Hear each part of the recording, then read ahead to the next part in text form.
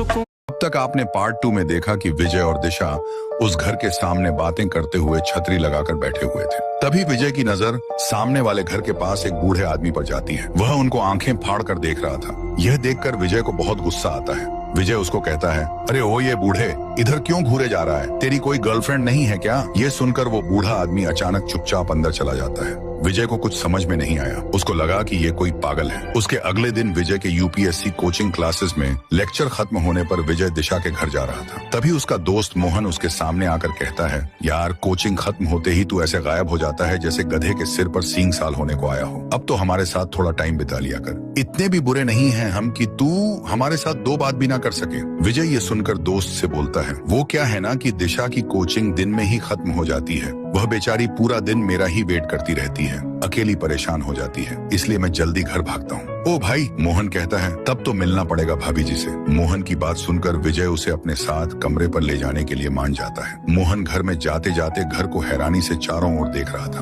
तभी दोनों अंदर पहुंच जाते हैं और कमरे के अंदर जाकर विजय कमरे की हालत देखकर दंग रह गया। पूरा फ्लैट बहुत ही गंदा था। हर तरफ मकड़ी के जाले, पूरी दीवारें काली पड़ गई थीं। मोहन ये देखकर विजय से बोलता है, अरे भाई सही मजाक कर लेते हो। इस घर की हालत देख रहे हो? इस मकान की इतनी बुरी हालत है कि यहाँ पर इंसान तो क्या, जंगली जानवर भी नहीं रहेगा, और तुम कह रहे हो कि तुम इस मकान में रहते हो। उसके बाद विजय हैरानी से दूसरे कमरे में जाता है। वहाँ पर भी वही हालत थी। फिर वह घर के नीचे जाकर देखता है, हर कोने कोने में गंदगी फैली हुई थी। ये सब हालत देखकर फिर से मोहन विजय पर हंसने लगता है। कहाँ है तेरी दिशा? दिखाई तो नहीं दे रही। तू तो कह रहा था कि तेरे रूम में ही रहती है, तेरा मानसिक संतुलन बिगड़ा हुआ है। फिर विजय बोलता है, तू अभी रुक। सामने के घर में एक बूढ़ा आदमी बार बार मेरी दिशा को घूरता रहता है, उधर चल।